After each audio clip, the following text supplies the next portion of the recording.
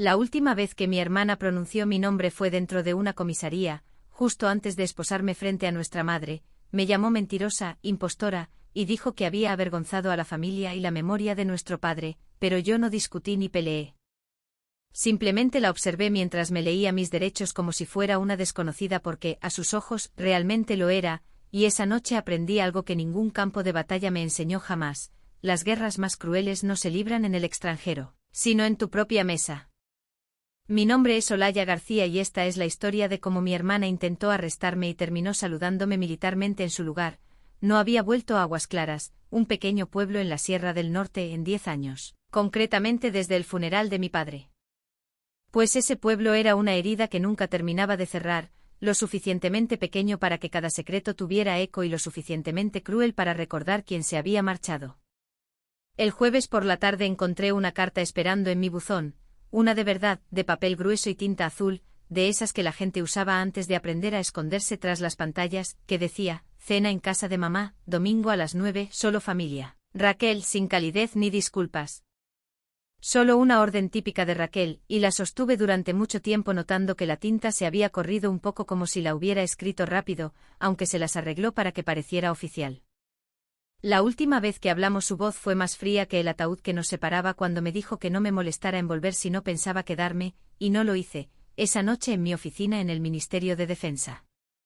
El coronel Evans miró por encima de mi hombro y me preguntó si Raquel me había enviado algo, a lo que respondí que sí, una frase: cena, domingo, y él sonrió con sarcasmo diciendo que eso no era una cena sino una citación judicial.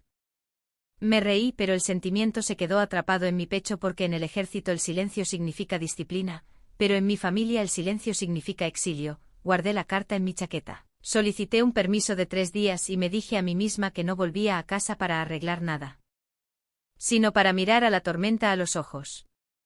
Antes de acostarme recordé lo que un terapeuta de la base me dijo una vez tras mi despliegue en zona de conflicto: no puedes sanar lo que te niegas a enfrentar, y tal vez tenía razón porque cuando volví a mirar la firma de Raquel, afilada y firme como una advertencia grabada en el papel, supe exactamente lo que era esto: no una reunión, sino un ajuste de cuentas. Esa noche llamaron a mi puerta y un agente local estaba allí con la gorra bajo el brazo sosteniendo otro sobre que contenía un mensaje de la comisaria García con la dirección de mi madre y una línea más escrita a mano: estaremos todos, no llegues tarde. Doblé la nota. La deslicé en mi bolso y dije en voz baja a la habitación vacía: está bien, Raquel, veamos qué tipo de cena has preparado. Llegué a Aguas Claras a última hora de la tarde del domingo y ese tipo de silencio ensayado colgaba sobre el pueblo, con las mismas fachadas en la calle principal y el mismo cartel de bienvenida desgastado donde la pintura se caía como piel vieja. Lo único que había cambiado era quienes ya no estaban. La casa de mi madre estaba en una pequeña colina que dominaba el valle, con las paredes blancas impecables y las ventanas pulidas hasta reflejar el entorno, y aparcado justo en el centro de la entrada estaba el coche patrulla de Raquel, brillando de forma territorial con sus luces captando los últimos rayos de sol, mientras en el porche una pequeña placa rezaba: propiedad bajo protección policial, y no sabía si era para protegerla a ella o para proteger a los demás de ella. Mamá abrió la puerta y se veía más delgada, con los hombros hundidos y los ojos cansados de una manera que no tenía nada que ver con la edad. Me abrazó brevemente, un fantasma de calidez, y me susurró que se alegraba de que hubiera ido pidiéndome que no discutiera esa noche. Y aunque quise preguntar por qué, mis viejos instintos mantuvieron mi boca cerrada. Raquel apareció detrás de ella con su uniforme impecable y la placa pulida como una amenaza, comentando que realmente lo había logrado, más como una observación que como un saludo. A lo que respondí que no quería darle la satisfacción de decir que había huido de nuevo. Sus labios se curvaron en una media sonrisa, mitad burla, y me invitó a sentarme diciendo que estábamos todos. Dentro el comedor brillaba con una luz demasiado intensa y 2 de sus agentes estaban cerca del arco de la entrada, sin comer, solo observando, mientras al otro lado de la mesa se sentaba una fila de rostros familiares, tíos y primos que fingían no haber pasado años llamándome decepción. Pregunté cuál era el motivo de la ocasión y el tono de Raquel fue casual, como una cena familiar normal, demasiado suave y deliberada. Una mentira disfrazada de hospitalidad. El retrato de nuestro padre seguía en la pared pero lo habían movido del centro para dejar espacio a una foto de Raquel recibiendo su mando en la comisaría.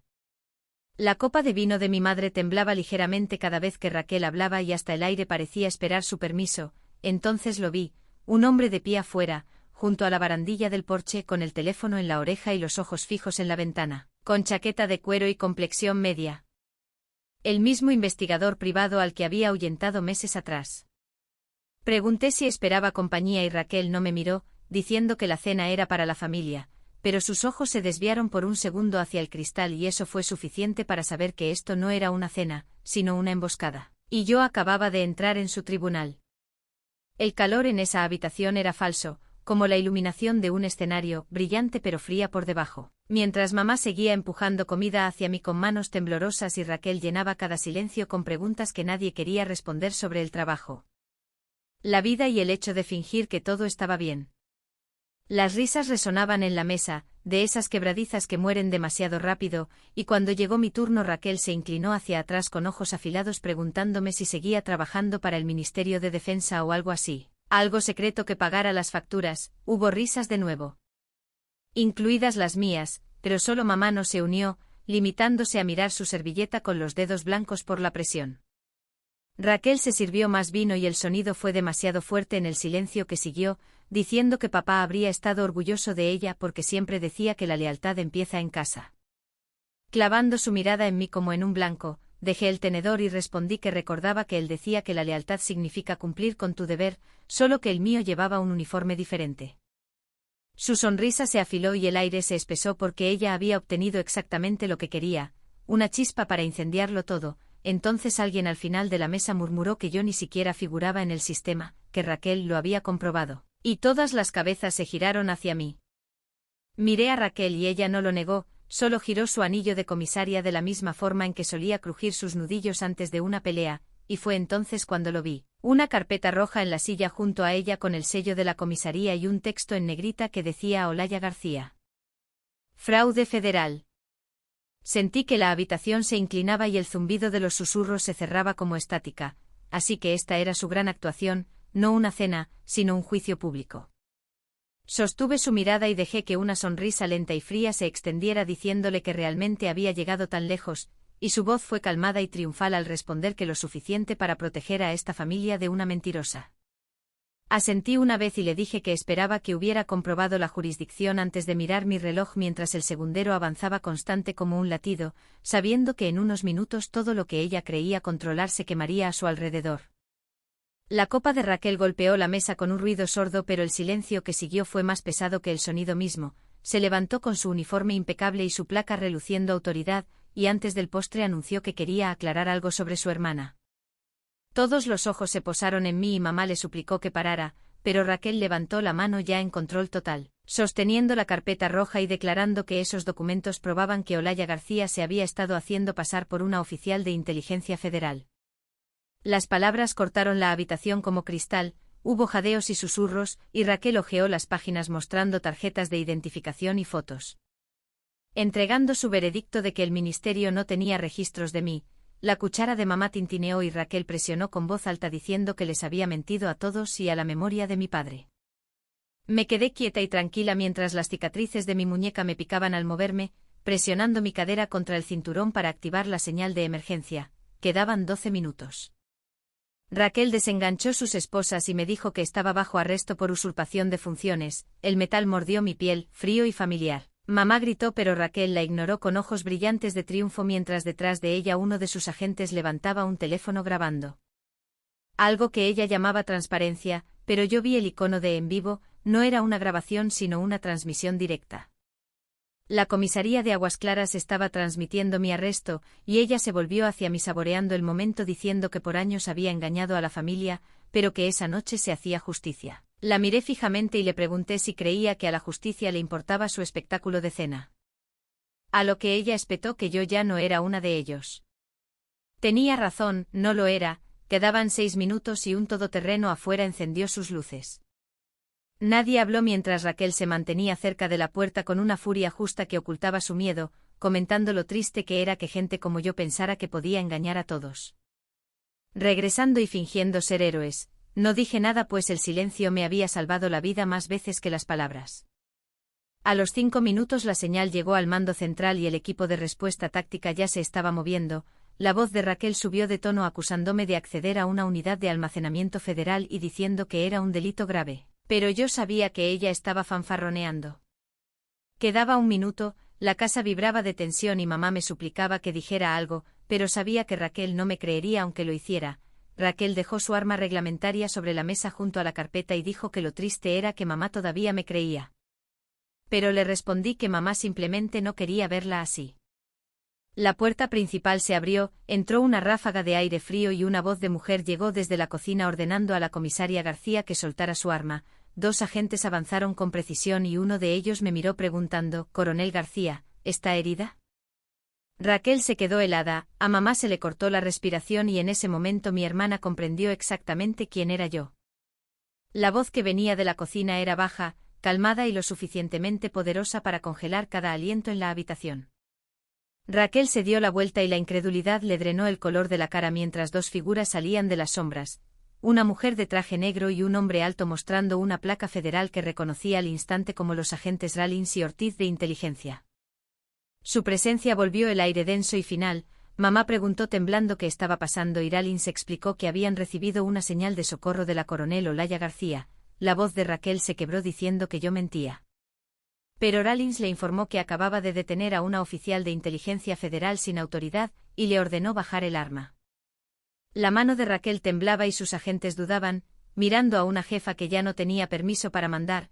Rawlins me preguntó de nuevo si estaba herida y le dije que no, pero que ella estaba a punto de estarlo.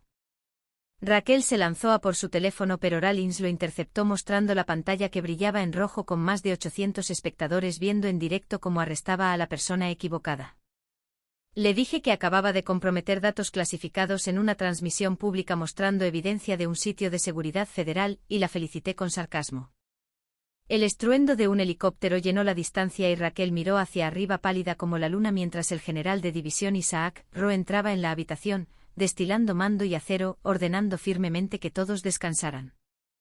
El comedor se transformó en un puesto de mando, Rawlins se puso en posición de firmes y el general se acercó a mí preguntando si estaba bien.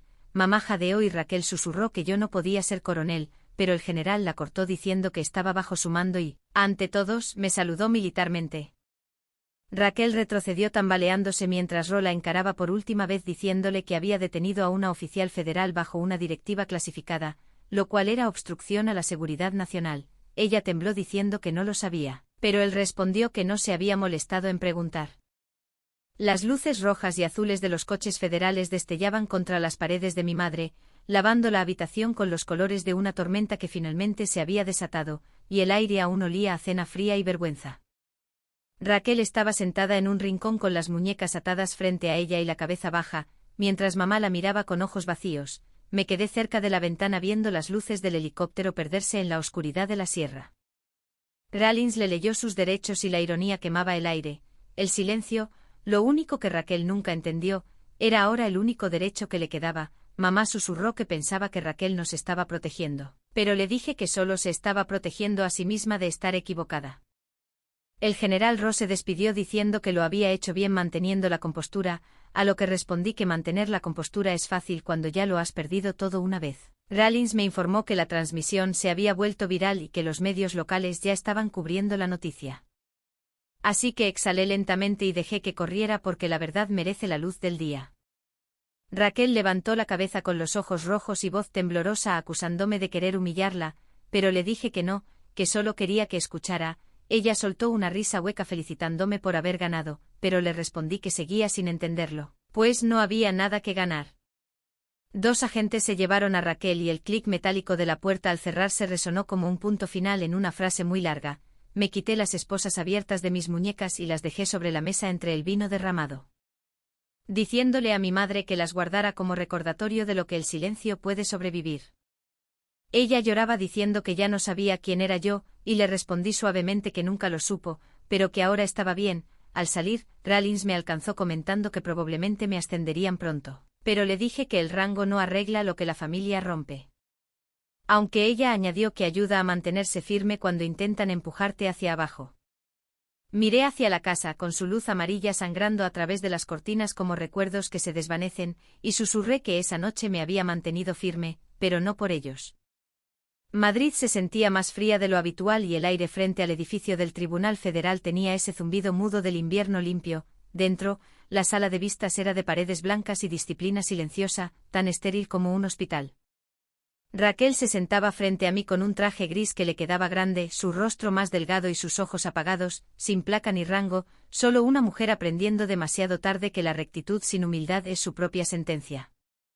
El juez preguntó si deseaba presentar cargos personales y respondí que no, que el sistema ya lo había hecho. El general Ro estaba a mi lado en silencio, con el peso de un hombre que ha visto demasiadas guerras, algunas con armas y otras con orgullo. Y me dio un solo asentimiento que significaba que el honor ya había sido restaurado. El fiscal leyó una carta escrita a mano por Raquel antes de la sentencia donde decía que pensaba que estaba salvando el nombre de la familia, pero resultó que solo estaba salvando su orgullo. La sala quedó inmóvil y el zumbido de la ventilación se volvió ruidoso. Miré la carta con los trazos irregulares de tinta azul que una vez me convocaron a casa y cuando me preguntaron si deseaba responder, dije que algunas cartas no necesitan respuesta. El mazo del juez cayó con un golpe seco sentenciándola a 6 años, reducidos a 4 por falta de intención maliciosa. Raquel se volvió hacia mí diciendo casi sin voz que supongo que ya tenía mi justicia. Pero la miré por última vez diciéndole que no vine por justicia, sino para detener un ciclo. Su mirada vaciló al darse cuenta de que el perdón no era parte del trato, solo la liberación. Al terminar, el general caminó conmigo por el pasillo de mármol comentando que podría haber destruido su reputación por completo. Pero le respondí que ella misma lo hizo y yo solo no interferí. A lo que él sonrió diciendo que esa es la forma más alta de misericordia. Fuera, la ciudad era todo luz y aire frío y un joven oficial se acercó saludando para entregarme un sobresellado con mi reasignación inmediata a la unidad estratégica de mando conjunto. Lo abrí despacio notando que cuanto más alto subía, más silencioso se volvía todo. Y el general me dijo que así es como suena el poder real. Doblé la carta y la guardé en mi abrigo mientras las puertas del tribunal se abrían al viento y por primera vez en mucho tiempo, el silencio no se sintió como un exilio, sino como la paz de aprender finalmente mi propio nombre. 3 años después, el invierno envolvió Madrid en una quietud tan aguda que casi zumbaba y desde mi oficina en el Ministerio de Defensa miraba el cielo gris y el tráfico distante de una ciudad que nunca dejaba de avanzar. Un joven oficial llamó a la puerta anunciando que el mando conjunto estaba listo y yo le dije que empezáramos. Cuando se fue volví a mi escritorio donde entre carpetas y mapas de zonas de conflicto había una sola fotografía desgastada de 2 niñas junto al lago de Aguas Claras, descalzas bajo la luz del verano, con una de ellas teniendo la sonrisa de Raquel y la otra la mía. Cuando aún creía que estábamos en el mismo bando. La esquina de la foto estaba chamuscada por una noche en que intenté destruirla y no pude, así que la guardé como recordatorio de que no todo tiene que desaparecer para ser sanado. El día transcurrió de forma rutinaria hasta que un mensajero me entregó un sobre pequeño sin remitente que contenía algo frío y pesado, la vieja placa de comisaria de Raquel y una nota temblorosa que decía tal vez debí haber preguntado. Me quedé allí sentada mucho tiempo sin lágrimas ni sonrisas, solo con un aliento que dejaba mi cuerpo más pesado. Abrí el cajón y coloqué la placa junto a la primera carta de Raquel, cerrando el círculo entre el pasado y su liberación. Afuera la nieve empezaba a caer suave y constante sobre la ciudad y escuché el silencio que solo años de ruido pueden comprar. Algunas guerras terminan cuando dejas de luchar por ser comprendida. Ya no necesitaba su disculpa ni que nadie me creyera, pues la paz no trata de perdón, sino de no necesitar demostrar que tenías razón. Las palabras del general Ro volvieron a mí. La verdadera victoria es cuando no pueden reescribir tu historia. Sonreí levemente mirando el río helado y los coches atravesando la niebla matutina. La vida seguía siendo ruidosa e imperfecta, pero yo ya no era parte del ruido. Y por primera vez en años el silencio no se sentía como un exilio, se sentía como estar en casa.